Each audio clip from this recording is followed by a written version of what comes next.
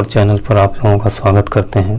साथियों, आज के जो वीडियो में हम आप लोगों के साथ चर्चा करने जा रहे हैं कि आखिर चुनावों में करोड़ों रुपए खर्च क्यों करते हैं उम्मीदवार, और इतना भारी भरकम राशि खर्च करके चुनाव जीतते हैं। आखिर इनकी मंशा क्या है, और ये अगर हम निष्पक्ष चुनाव चाहें तो निष्पक्ष चुनाव आज की डेट में कैसे संभव है, क्यों आखिर खर्च करते हैं इतने भारी भरकम राशि उम्मीदवार, इसके बारे में आज हम विस्तार से चर्चा करने जा रहे हैं। साथियों, अभी हाल ही में हमारे मध्य प्रदेश में निकाय चुनाव, नगरपालिक निकाय चुनाव एवं पंचायत चुनाव संपन्न हुए, जिसमें हमने चुनाव के दौरान देखा कि बहुत सारे पंच सरपंच के उम्मीदवार, नगरपालिक के पार्षद, पार्षद और ये महापौर के उम्मीदवार वोटों को खरीदने का प्रयास किया और एक एक वोट लगभग 2-2 हज़ार 3-3 हज़ार रुपया तक में खरीदे हैं। यानी एक एक घर में 4-4 5-5 हज़ार 10-10 हज़ार रुपया पहुँचाए हैं, पैसा भी दिए हैं, उनको दारू भी पिलाए हैं, प्लस मीट मुर्गा भी वितरण हुआ है। तो आखिर ये इतना कॉस्टली चुनाव क्यों होता जा रहा है कि क्या ये गांधी जी का जो सपना था कि हम सत्ता का विकेंद्रीकरण करेंगे और व्यक्ति के अंतिम छोर में बैठे व्यक्ति के हाथ में सरकार का पावर देंगे और गांव का व्यक्ति ही गांव में सरकार चलाएगा, क्या ये जो उनका उद्देश्य था, ये उद्देश्य विफल नहीं होता नजर आता। साथियों, अगर इतना भारी भरकम खर्चा करके कोई व्यक्ति अगर चुनाव जीतता है, तो क्या चुनाव जीतने के बाद वो जनता का सेवा करेगा या अपने गांव या शहर का विकास करेगा, ये एक बहुत बड़ा प्रश्न चिन्ह लग गया है। और ये हमारे लोकतंत्र पर बहुत बड़ा खतरा प्रतीत हो रहा है, जो आने वाले दिनों में ऐसा प्रतीत होता है कि हमारा लोकतंत्र अब धीरे धीरे समाप्ति की ओर अग्रसर हो रहा है। अगर इन प्रवृत्तियों पर रोक नहीं लगाया गया तो ये निश्चित है कि ये लोकतंत्र के लिए खतरा साबित होगा। अब हम साथियों चर्चा करते हैं कि आखिर इन चुनावों में उम्मीदवार इतना खर्चा क्यों करते हैं। क्या ये लोग वाकई में जन सेवा करना चाहते हैं, समाज सेवा करना चाहते हैं, या अपने समाज या ग्राम या शहर का विकास करना चाहते हैं। अगर ये विकास करना चाहते हैं तो एक एक सरपंच 40-40 लाख रुपया खर्च कर देता है। आखिर ये 40 लाख रुपया खर्च करके कौन सा समाज सेवा करेंगे। ये तो 40 लाख रुपया में ऑलरेडी अपने ग्राम का, अपने वार्ड का, अपने राज्य का तो वैसे ही 40 लाख रुपया में विकास कर लेंगे। ये आखिर ये चुनाव में इतना भारी भरकम राशि दे के, वोट को खरीद के और सरपंच, पार्षद या महापौर बन के क्या साबित करना चाहते हैं, कैसे समाज सेवा करना चाहते हैं। और ये हमारे लोकतंत्र की विफलता के साथ साथ एक बहुत बड़ा प्रश्न चिन्ह ये भी लग गया है कि आज हमें ये चर्चा करने की आवश्यकता है कि आखिर इस तरह से जो वोटों की खरीद फरोख्त हो रही है, इस पर अंकुश कैसे लगाया जाए। ये बहुत ही बड़ी अहम प्रश्न है। इस प्रश्न पर अगर सरकार या कि न्यायपालिका या समाज के जागृत लोग अगर नहीं समझेंगे तो निश्चित ही हमारा लोकतंत्र खतरा में आ जाएगा। तो इसके लिए हम साथियों कहना चाहेंगे कि जो भी व्यक्ति जो भी चुनाव में खर्चा करता है, तो सबसे पहली प्राथमिकता उसकी ये रहती है कि हम जो भी चुनाव में खर्च किए हैं, तो खर्च राशि का लगभग 10 से 12 गुना, 10 से 12 गुना नहीं तो कम से कम 2 गुना रकम तो अपना वसूल कर ही लें।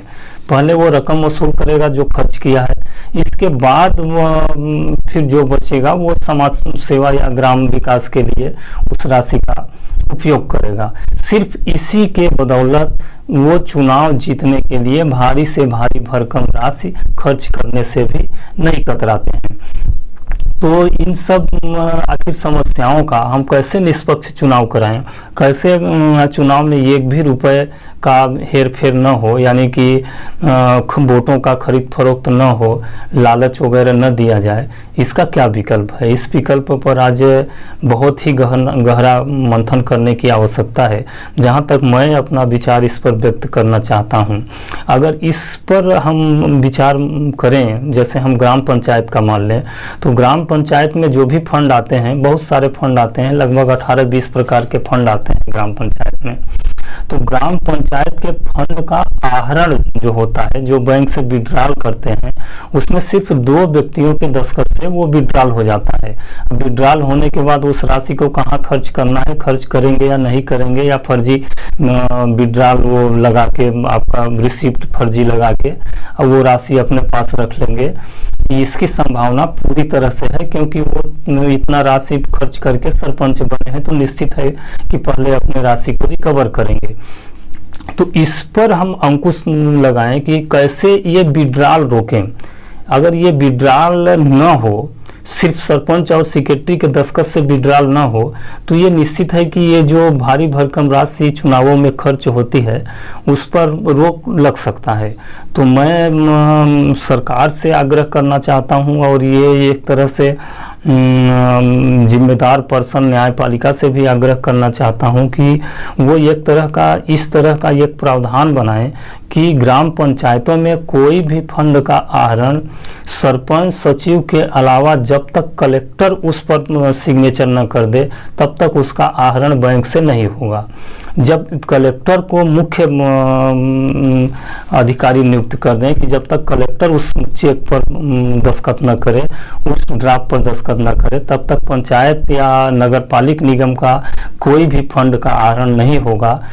तब निश्चित है कि इस तरह का जो खरीद फरोख्त करते हैं वो कुछ हद तक घट जाएगा, यानी कुछ हद तक नहीं, बल्कि हम ये मान सकते हैं कि 90 से 99% तक ये भ्रष्टाचार बंद हो जाएगा। क्योंकि जो कलेक्टर होंगे वो आईएएस हैं, आईएएस इतना वो तो है नहीं, वो पहले देखेंगे कि भाई आप इतना राशि निकाल रहे हैं, तो इस राशि का आप किस किस मद में कहाँ कहाँ उपयोग करेंगे, या किए हैं तो क्या बनवाए हैं, उसका आप निरीक्षण कराइए। तो किसी भी अधिकारी को भेज के वो निरीक्षण भी करा सकते हैं या वो स्पष्टीकरण भी मांग सकते हैं।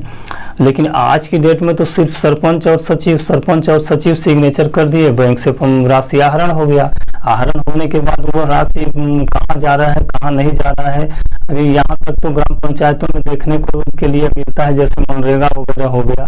मनरेगा वगैरह में बहुत सारे जो जिनकी मृत्यु हो चुकी है, मृत्यु होने वाला व्यक्ति भी मनरेगा का पेमेंट उठाता है।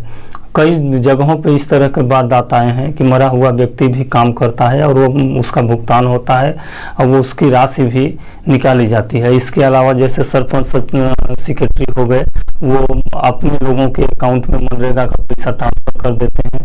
वो व्यक्ति काम किया या नहीं किया इसका मतलब नहीं है, वो व्यक्ति दूसरा कुछ काम कर रहा है, अपने घर के जितने व्यक्ति हैं उनके नाम पर राशि मजदूरी का भुगतान कर दिए, अपने रिश्तेदारों के नाम पर मजदूरी का भुगतान कर दिए और उनसे पैसा, कुछ पैसा छोड़ दिए, कुछ पैसा ले लिए या पूरा पैसा ले लिए कि भाई हम तुम्हारे खाते में इतना राशि भेज रहे हैं, कृपया आप हमारा पैसा दे दिए निकाल के। तो वो लोग उनका पैसा निकाल के दे देते हैं। तो इस तरह से भी बंदरबाट होता है।